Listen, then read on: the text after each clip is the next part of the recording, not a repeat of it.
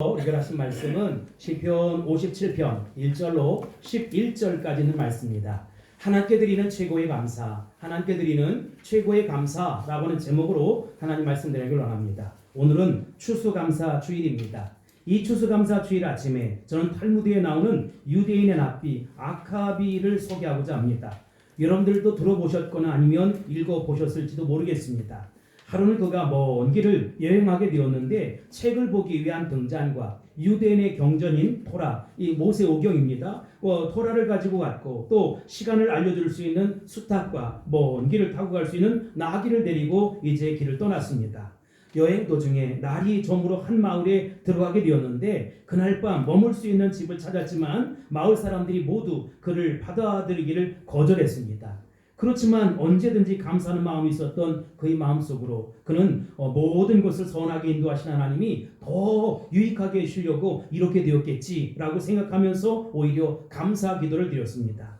결국 그는 마을 변두리 한 구석에 천막을 치고 잠을 자게 되었는데 아무래도 길에서 잠을 자려고 하니까 도저히 잠이 오질 않는 거예요. 그래서 일어나서 토라를 읽어야겠다 이렇게 생각을 하고 이제 등불을 켰습니다.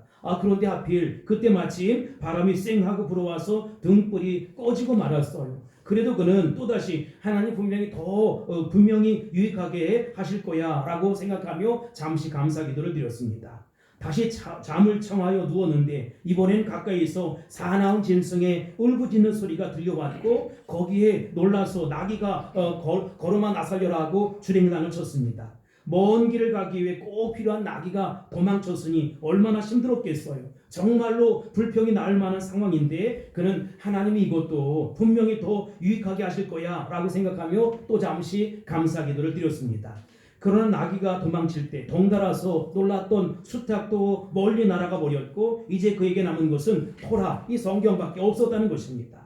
그래도 그는 하나님이 분명 더 유익하게 하실 거야 생각하며 또다시 감사 기도를 드렸습니다. 다음날 아침에 일찍 일어난 그는 짐을 챙겨서 이제 마을 안으로 들어갔는데 놀라운 일이 벌어지는 것을 목격할 수밖에 없었습니다. 왜냐? 전날 밤에 도둑대가 습격을 해서 마을을 초토화시켜버린 거예요. 그래서 마을 사람들 모두가 다 거반 죽임을 당한 아주 끔찍한 일이 벌어졌다는 것입니다. 만일 납비 아카비의 천막에 등불이 그대로 켜져 있거나 아니면 그때 나귀와 수탉이 함께 있어서 울어댔다면 그 역시 죽음을 면치 못했을 것입니다. 어떠한 상황에서도 항상 하나님을 신뢰하며 감사하는 아카비를 하나님께서 지켜주셨다라고 하는 것입니다. 사랑성도 여러분, 우리는 삶 속에서 여러 가지 상황에 부딪히게 되는데 정말로 중요한 것은 어떠한 상황, 어떤 형편 속에서도 항상 감사하는 것입니다. 물론 랍비 아카비는 어떻게 이렇게 힘든 상황, 고단한 상황, 정말로 불평, 짜증, 원망이 나올 만한 상황임에도 불구하고 감사할 수 있었는지 그 의문이 정말 가시질 않아요. 그러나 우리가 정말로 감사한 일이 있어서 감사하는 것이 아니라 감사하고 살면 우리 삶에 놀라운 변화 역사가 일어나서 정말로 감사한 일들이 우죽순 일어나게 된다는 것입니다. 여러분 언제나 감사하며 사십니까? 좋은 일이 벌어져서 감사하는 것은 누구나 일반 보통 사람들이 하는 일이에요. 그런데 괴로운 일이 벌어져도 감사할 수 있느냐라고 하는 것입니다. 물론 우리가 감사하며 살지 못하는 이유가 많지만 그 중에 가장 큰 이유는 지금 당장 벌어지고 있는 이 상황과 형편의 의미를 제대로 알지 못해요. 영적인 의미를 알지 못하기 때문이라는 것입니다. 마을 사람들로부터 거절을 당해서 간신히 길거리에서 천막을 치고 자는데 등불이 꺼졌고 또 기꺼이 데려온 나귀와 수탉이 다 사나운 짐승의 울음소리에 놀라가 도망가 버렸을 때 그때 상황에 보통 사람은 어떻게 감사할 수 있겠습니까? 그게 어떻게 좋은 상황입니까? 당연히 그런 일들은 나쁜 상황이고 하나님 도대체 왜 이래요? 내게 왜 이러십니까? 라고 불평할 만하니 하지 않겠습니까? 그렇게 판단하니까 감사보다 원망과 불평이 나오게 돼 있는 것이지요. 그러나 오히려 그러한 일들이 사실은 우리가 주님께 감사할 기도의 제목을 찾아야 한다는 것입니다. 우리는 우리 인생을 잘 알지 못해요. 불과 몇 시간 후의 모습도 전혀 알지 못한다는 것입니다. 그래서 우리는 나름대로 판단은 하는데 하나님의 눈으로 하나님의 관점으로 볼 때에는 나에게 좋은 일이 나쁜 일일 수 있고 오히려 나쁜 일이 좋은 그 효과를 낼 수 있다는 것입니다. 하나님께서 우리 삶에 일어나는 어떤 일이라도 우연히 일어나거나 우리에게 해가 되도록 허락하신 분이 아니라는 것입니다. 우리가 그것을 깨닫고 영적으로 밝고 맑고 명랑한 삶을 살 때 어떤 일이 벌어져도 그것에 일희일비하는 것이 아니라 오히려 하나님의 뜻이 있겠지, 하나님의 섭리가 있겠지, 나를 향한 하나님의 놀라운 계획이 있겠지라고 감사하며 살아가는 그 삶이 정말 우리 주님께서 원하시는 삶이라는 것입니다. 여러분, 그러면 우리 인생이 많이 달라질 것입니다. 오늘 우리가 첫 번째 살펴본 메시지는 세 가지 차원의 감사라는 것입니다. 제가 오래전에 읽은 책 가운데 마스미 토요토미라고 하는 사람이 쓴 참사랑은 어디에? 라고 하는 그 책을 봤어요. 거기에는 세 가지 차원의 그 사랑, 감사가 있다는 것입니다. 첫 번째로는 if, 만약의 사랑이 있고, 두 번째로는 때문에, because의 사랑이 있고, 세 번째는 in spite of, 그럼에도 불구하고의 사랑이 있다는 것입니다. 저는 이곳에 착안해서 세 가지 감사에 대해서 이야기하고 싶은 거예요. 첫 번째, 만약에라고 하는 조건부 감사가 있다는 것입니다. 만약에 내가 하는 일이 남들보다 더 잘 되면 감사하겠다. 만약에 남들보다 돈을 더 많이 벌거나 더 승진을 하면 감사하겠다. 남들보다 더 성공하면 감사하겠다. 이것은 다른 사람과 비교해서 비교 우위를 갖고 우월감 때문에 감사하는 것 아니겠습니까? 마치 어린아이와 같은 그런 수준의 감사다 이 말이죠. 감사의 단계 가운데 가장 낮은 감사라는 것입니다. 두 번째는 무엇을 받았기 때문에 because의 감사가 있다는 것입니다. 상대방과 비교해서 자기보다 못한 사람과 비교해서 자신이 받은 것, 야, 저 사람은 저렇게 어려운데 나는 이렇게 잘 돼? 그래서 감사하는 단계에 있지요. 여러분, 그런데 대부분의 사람들은 다 그렇게 감사하며 산다는 것입니다. 가끔 TV에 보면 아프리카에서 바짝 마르고 굶어 죽어가는 아이들의 영상이 흘러나와요. 그래서 여러분, 우리가 마음으로 그들과 함께 합시다, 도와주세요 라고 하는 광고를 볼 때가 있습니다. 그런 모습을 보면 참 안됐다, 어떻게 저렇게 살아갈까 라고 하면서 종종 우리가 마음으로 돕기도 하고 물질로 돕기도 하고, 나는 저렇게 못 먹어서 죽어가는 저런 아이들, 저런 사람들을 보면서 정말로 우리가 풍성한 은혜를 주신 하나님께 얼마나 감사하냐, 이런 두 번째의 감사가 있다는 것입니다. 뭐뭐 때문에 because의 감사가 있다는 것입니다. 이런 감사가 잘못된 감사는 아니지만 어려운 처지에 남들과 비교해서 감사하는 최고의 수준의 감사는 아니라는 것입니다. 그렇다면 오늘 이야기하고 싶은 세 번째, 어려움을 당하거나 불행이 찾아왔지만 그럼에도 불구하고 in spite of의 감사의 차원이라는 것입니다.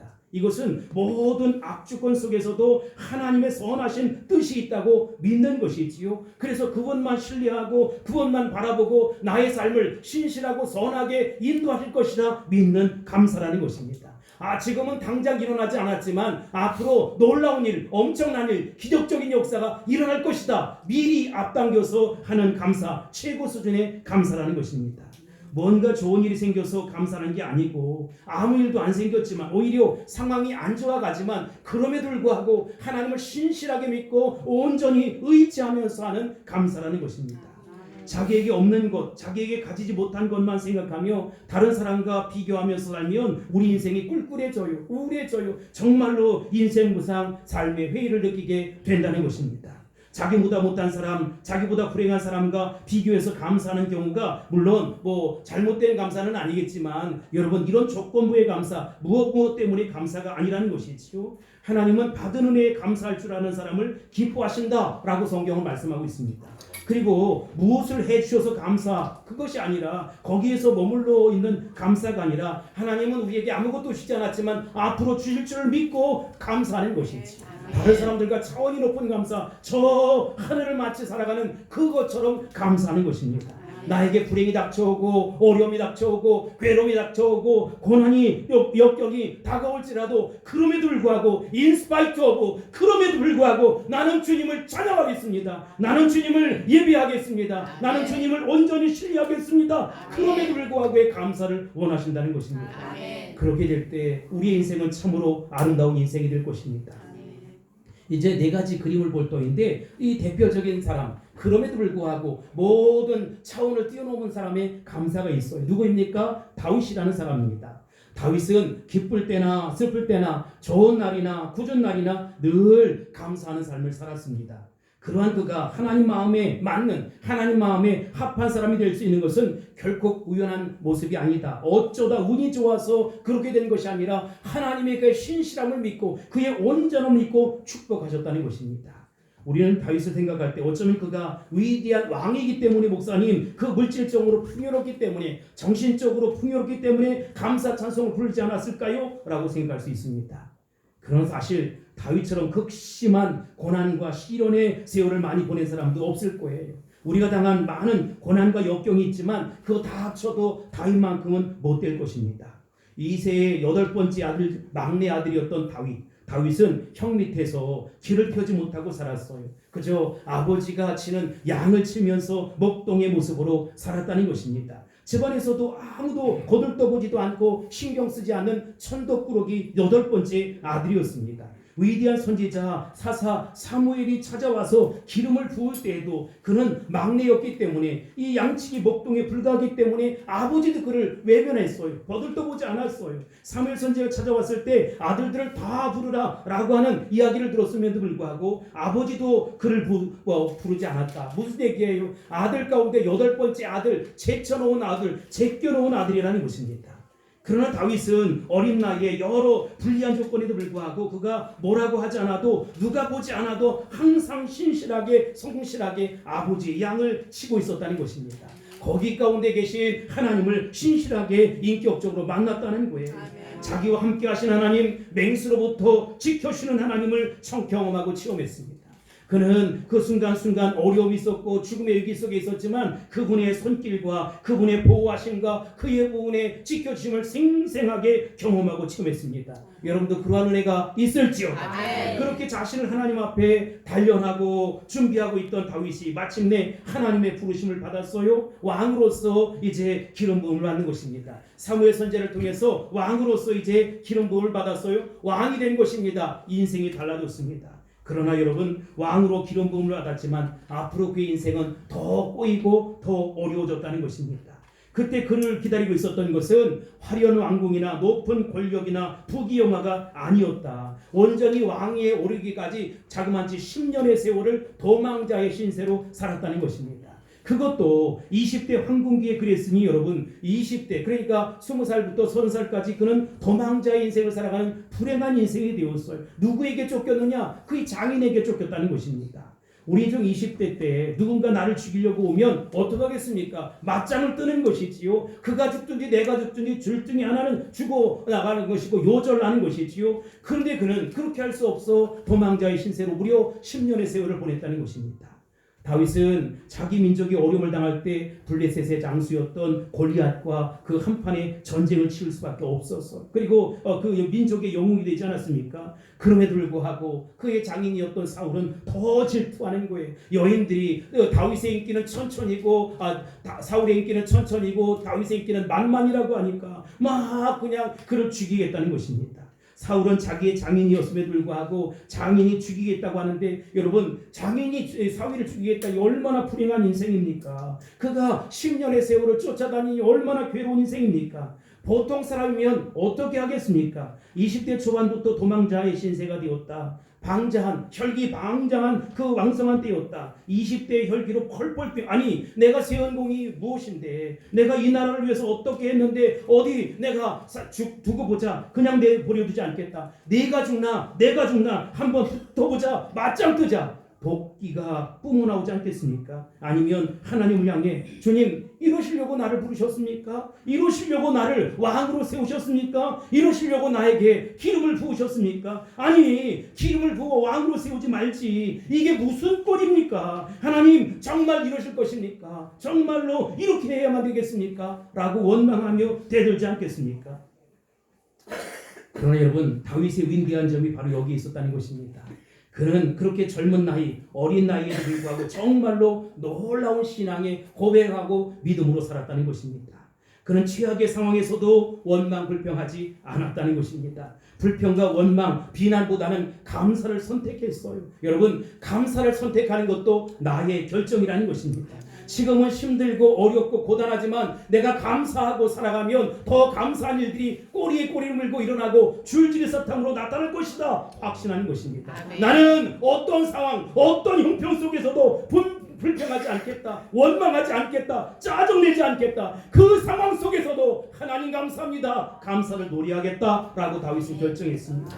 여러분, 그리고 다윗은 찬양하는 거예요. 여러분, 힘들고 어려운 가운데도 찬양할 수 있게 되길 바라고 감사를 선포할 수 있게 되길 바랍니다. 그렇게 될지어다. 그렇게 되기를 선포합니다. 할렐루야. 사울을 향해 도끼와 원한을 품거나 그를 죽이려고 시도하지 않았다. 오히려 그러한 상황 속에서 그는 감사 노래를 지어 불렀다. 하나님을 찬양했다는 것입니다.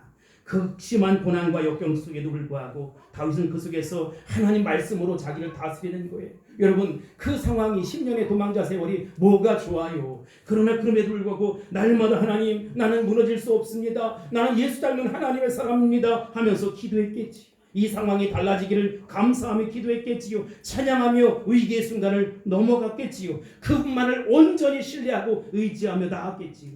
성경에 다윗 이야기가 사무엘 상하에 나오는데 다윗이 쓴 시들에 보면 시편이 많이 이렇게 전해지잖아요. 왜 그랬습니까? 그도 완벽한 사람은 아니었어요. 엄청난 죄, 부하의 아내였던 우리아의 아내 밧세바를 범했던 그런 사람 아닙니까? 그러나 그럼에도 불구하고 기본적으로 항상 뭘 바라봤느냐? 하나님을 바라봤어. 극심한 역경과 환난과 고난 가운데도 하나님을 바라보고 하나님을 찬양하고 하나님 앞에 감사를 결정했다라고 하는 것입니다. 여러분, 사랑하는 성도 여러분, 그 다윗의 믿음을 본받을 수 있게 되기를 바랍니다. 내가 정말로 힘들고 어려운 극심한 상황, 어려움의 상황 속에서도 항상 하나님을 바라보고 하나님을 의지하고 하나님을 의뢰하며 살아갈 수 있게 되길 바랍니다. 불평보다는 원망보다는, 지금은 불평과 원망과 짜증의 연속이지만 그럼에도 불구하고 더 나은 상황, 더 놀라운 상황, 기적적인 역사를 일으켜줄 것이다 확신하면서 감사하는 저와 여러분이 다 될 수 있기를 주의 이름으로 축복합니다. 축원합니다. 선포합니다. 할렐루야. 두 번째 우리가 살펴볼 메시지는 최악의 상황에서도 감사하는 다윗입니다. 다윗이 도망자의 시절 초기에 사울의 추격을 피해서 아둘람 굴로 이제 숨어 들어갔습니다. 그때 지은 시들이 있어요. 그것을 보면 다윗의 최악의 상황에서도 최악의 감사를 어떻게 드렸지? 어떻게 저런 감사를 올려드릴 수 있지? 라고 하는 그 아이러니한 모습을 발견하게 돼요. 그 대표적인 시가 바로 오늘 본문인 시편 57편입니다. 그런데 이것을 읽을 때 단순히 감사와 기쁨의 찬송으로 생각할 것이 아니라 그 앞에 다음 그림에 보면 부제가 달려 있어요. 시편 57편 부제가 뭡니까? 다윗이 사울을 피하여 굴에 있을 때, 아둘람 굴에 있을 때, 그 비를 피해서 동굴에 들어간 것이 아니에요. 도망자의 신세, 쫓기는 신세가 되어서 두려움 한복판 속에서도 굴에 숨어 있는 상황입니다. 그런 상황 가운데 지은 노래라는 것이지요. 그러니까 여러분 놀랍습니다. 두려운 상황 가운데, 죽음의 위기 가운데 어떻게 노래할 수 있단 말입니까? 1절로 2절 볼까요? 시작. 하나님이여 내게 은혜를 베푸소서, 내게 은혜를 베푸소서. 내 영혼이 주께로 피하되 주의 날개 그늘 아래에서 이 재앙들이 지나기까지 피하리이다. 내가 지존하신 하나님께 부르짖으며 곧 나를 위하여 모든 것을 이루시는 하나님께로다. 아멘. 여러분, 그런 상황에서 간절히 하나님만 바라보고 있다는 것이 느껴지지 않으십니까?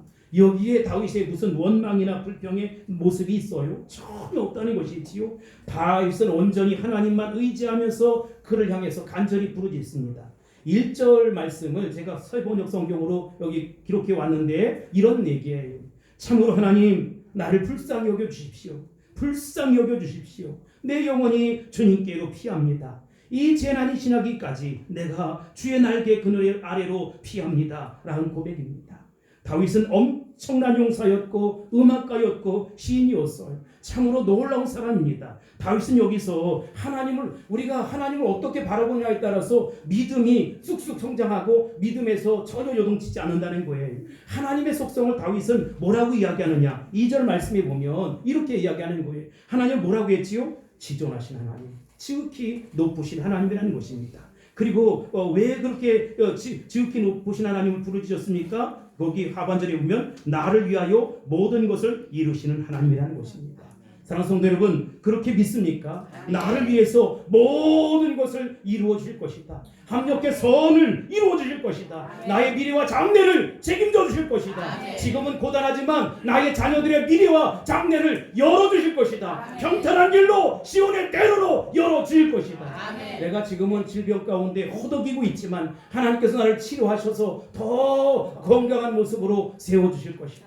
나의 사업이, 나의 장사가, 나의 그 자영업이 지금은 엎치락 뒤치락 하지만 하나님, 지극히 높으신 하나님, 지존하신 하나님께서 나를 위해서 모든 것 반드시 이루어질 것이다. 확신하는 이 아침 되기를 바랍니다.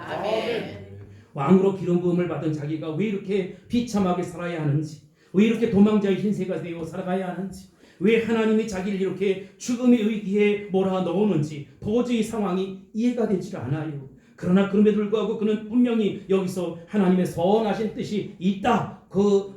랍비처럼 지금 그렇게 고백하는 것이지. 반드시 이루어질 날이 있다. 하나님, 내 손 붙잡아 주세요. 나를 불쌍히 여겨주세요. 나를 긍휼히 여겨주세요. 하나님께 부르짖으며 하나님을 신뢰하며 나가는 것입니다. 우리도 어려움을 당할 때 우리가 할 일이 바로 이런 것이지요. 어렵다고 보통 사람들처럼 원망하고 불평할 게 아니에요. 여러분, 내가 어려움을 당하면 보통 어떻게 반응합니까? 하나님을 원망해. 대개는 그래서 희생양을 찾는 것입니다. 뭔가 비난의 대상을 찾아요. 내가 이렇게 된 것은 세월이 그런 거야. 너무 어렵게 저 사람 때문에, 저 환경 때문에, 정부 탓이야, 대통령 탓이야 라고 이야기합니다. 심지어는 부모 탓이야, 조상 탓이야 라고 이야기합니다. 그러나 어렵다고 원망하고 불평만 하고 있을 게 아니라는 것이지요. 괴롭다고 낙심하고 좌절할 게 아니라는 것입니다. 그럴 때 우리가 해야 할 일이 있어요. 그게 뭡니까? 오직 하나님 앞에 무릎 꿇고 나아가는 것입니다.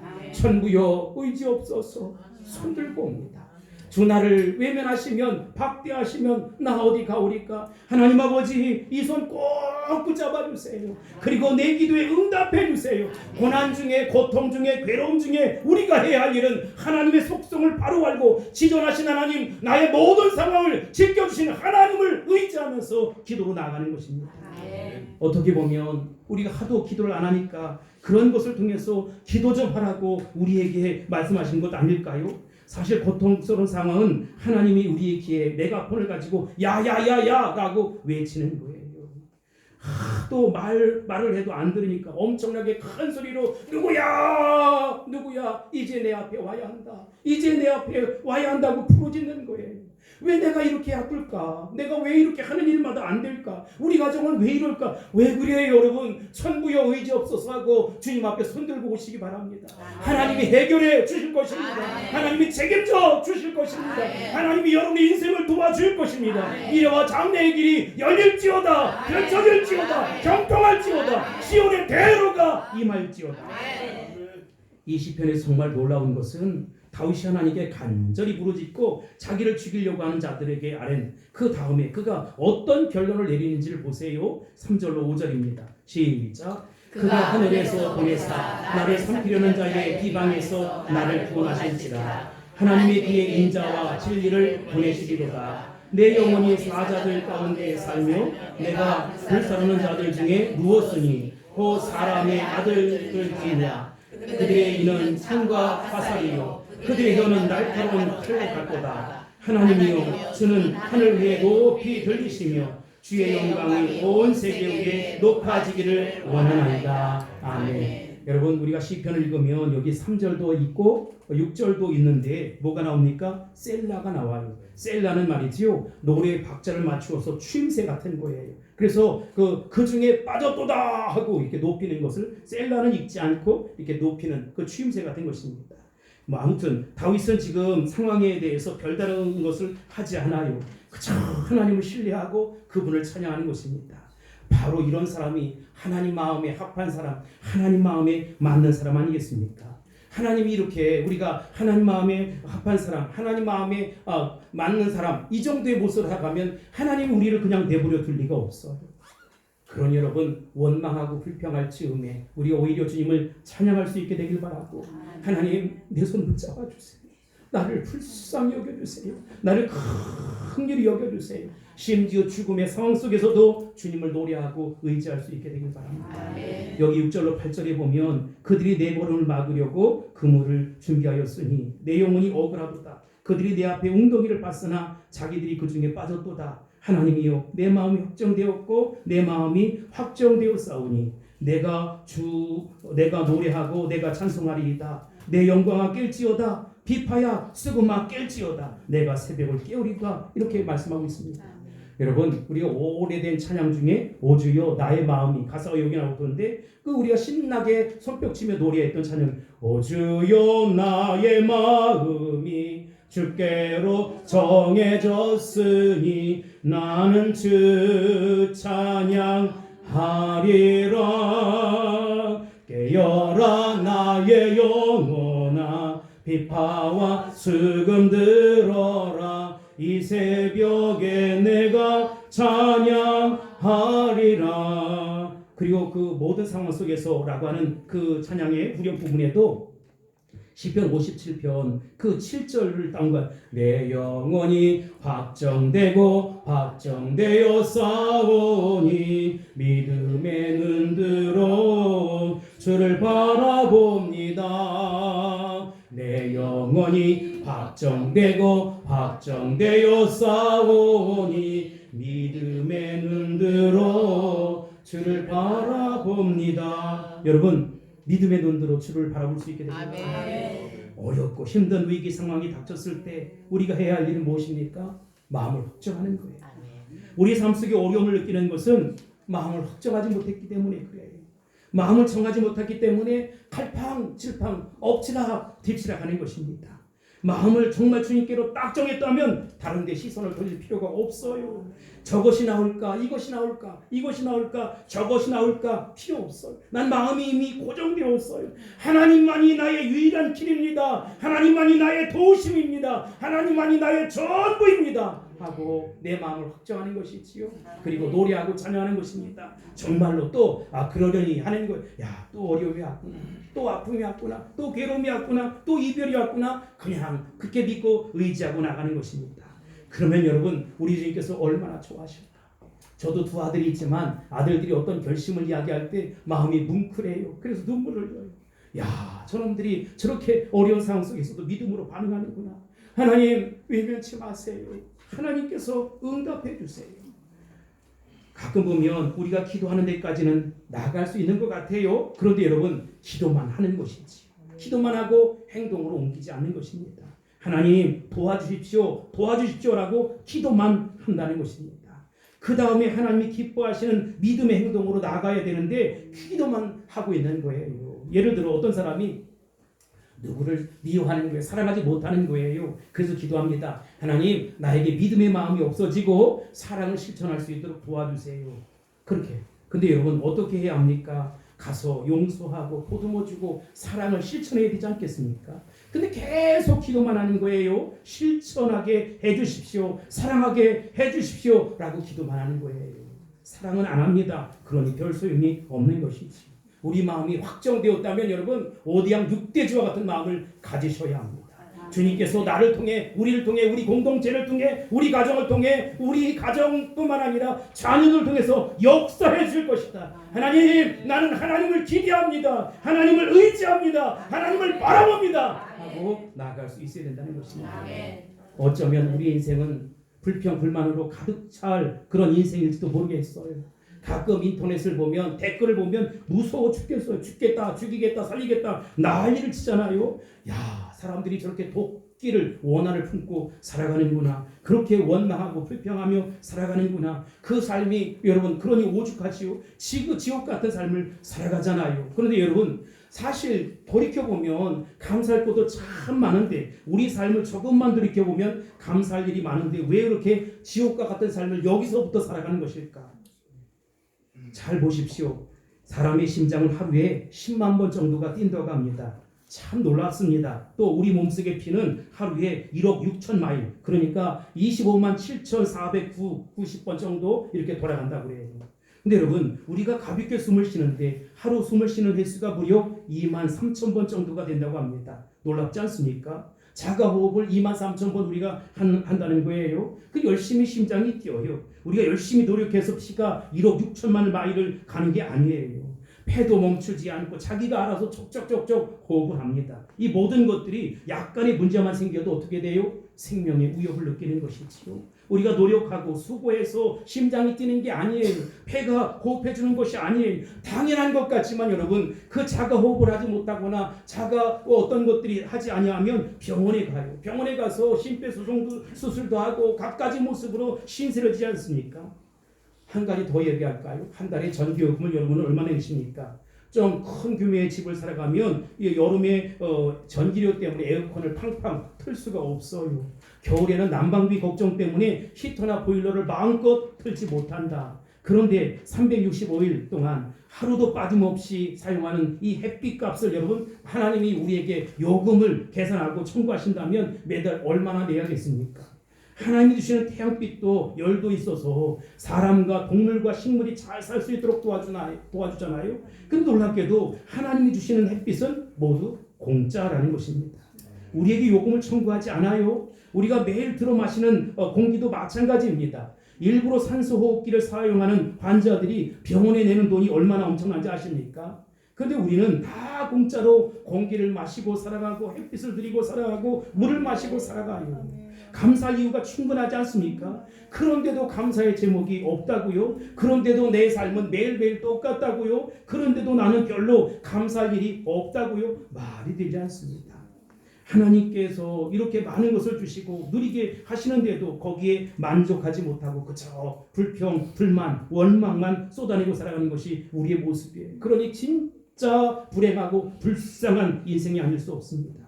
지금 있는 것에 감사하지 못하고 더 가지려고 욕심을 계속 부리면 결국은 부족한 것만 보이는 것이지요. 그러나 모든 것을 감사의 눈으로 바라보면 내 눈에 내 삶에 감사 제목이 아닌 것이 하나도 없다는 것을 알게 되는 것입니다. 그러므로 삶 속에 우리가 해야 할 일은 다른 것이 아니에요. 다윗과 같이 주님을 향해서 찬양하고 예배하고 감사하는 것이지요. 그런 마음 가지고 우리가 9절로 11절 말씀 읽어보겠습니다. 감사한 마음으로 시작. 주여 내가 만민 중에서 주께 감사하오며 문 나라 중에서 주를 찬송하리이다. 무릇 주의 인자는 벗어 하늘에 미치고 주의 진리는 궁창에 일어나리이다. 하나님이여 주는 하늘 위에 높이 들리시며 주의 영광이 온 세계 위에 높아지기를 원하나이다. 아멘. 죽음을 위협당한 그 모습 속에서도 20대 어떻게 꽃다운 그 나이에 이런 감사를 할 수 있었을까? 얼마나 놀라운지 알 수 없어요. 우리도 이런 믿음의 사람 될 수 있게 되길 바랍니다. 아멘. 최악의 상황 속에서도 최고의 감사를 드릴 수 있게 되길 바랍니다. 아멘. 사랑하는 성도 여러분, 그래도 감사의 이유가 아직 충분하지 못합니다 라고 말씀하시는 성도가 있습니까? 그래도 지금 삶이 너무 힘들어서 감사하지 못하다고 생각하는 분이 있습니까? 우리가 조금 생각해 보면 전부 다 감사의 제목이라는 것을 우리가 알게 될 거예요. 제가 오래전 읽은 책 가운데 평생감사라고 하는 책이 이렇게 나올 터인데 거기에 나오는 일부분을 읽어드리고 마칠까 합니다. 지금 당신의 집에 전기가 들어온다면 세상에서 전기 혜택이 없이 사는 20억이 넘는 사람들보다 감사할 이유가 있는 사람이다. 지금 집에 식수 시설이 되어 있다면 그렇지 못해 아무 물이나 마시는 10억이 넘는 사람들보다 감사할 이유가 있는 사람이다. 당신이 하루에 1,000원 이상을 가지고 생활하고 있다면 1,000원 미만으로 살고 있는 12억의 사람들보다 감사할 이유가 있는 사람이다. 당신이 하루 한 끼라도 따뜻한 음식을 먹을 수 있다면 영양실조로 고통받는 8억의 사람들보다 감사할 이유가 있는 사람이다. 오늘 아침 일어났을 때 당신의 몸이 건강하다면 당신은 이번 주를 넘기지 못하게 될 100만 명의 환자들보다 감사할 이유가 있는 사람이다. 당신이 한 번도 전쟁의 위협, 수용소의 외로움, 고문의 고통, 굶주림의 쓰라림을 경험하지 못했다면 당신은 5억 명의 사람들보다 감사할 이유가 있는 사람이다. 당신이 체포, 협박, 학대, 고문 그리고 죽음의 두려움 없이 교회에 나갈 수 있다면 당신은 이 세상 30억의 사람들보다 감사할 이유가 있는 사람이다. 당신의 냉장고에 음식이 있고 당신의 몸에 옷을 거칠고 있거나 잠을 잘 수 있는 집이 있다면 이 세상 75%의 사람들보다 더 감사할 이유가 있는 사람이다. 당신이 은행에 그리고 지갑에 약간의 도금이 있고 어딘가에 있는 작은 통에 저금통에 동전을 모아놨다면 세계 상위 8% 사람들 안에 드는 감사 이유가 있는 부자다. 당신의 두 부모님이 아직 살아 계시고 지금 혼자가 아니라면 보기 드물게 감사의 이유가 있는 사람이다. 지금 이 글을 읽고 당신이 축복받은 존재라는 사실을 알게 된다면 글을 읽을 줄 모르는 20억의 사람들보다 더 감사할 이유가 있는 사람이다. 사랑하는 성도 여러분, 우리에게 감사할 일이 얼마나 많은지 알 수 없어요. 저는 아침에 일어나서 이 원고를 붙잡고 하나님 그저 감사합니다. 모든 것이 은혜입니다. 모든 것이 감사합니다. 정말 나를 불쌍히 여겨주세요. 이 메시지를 전할 때 우리 성도들이 감사의 일을 찾고 힘겹고 어렵고 고단하게 사는 삶이지만 그 속에서도 감사하며 하나님께 영광 돌려서 하나님 앞에 큰 감사의 제목뿐만 아니라 감사의 응답을 받을 수 있게 도와주세요 라고 기도했습니다. 여러분, 다윗은 20대에 정말 최악의 상황이었어요. 아니, 장인이 자기를 죽이겠다고 달려드는 거예요. 심지어 아둘람 굴에까지 가게 되었잖아요. 여러분, 그 속에서 그는 그 다음에 헤브론에서 7년 6개월 예루살렘에서 나머지 40여 년을 섬길 수 있는 왕으로서의 준비 과정이었어요. 여러분, 지금의 어려움이 여러분들에게 최고의 축복으로 다가올 기회가 될 것입니다.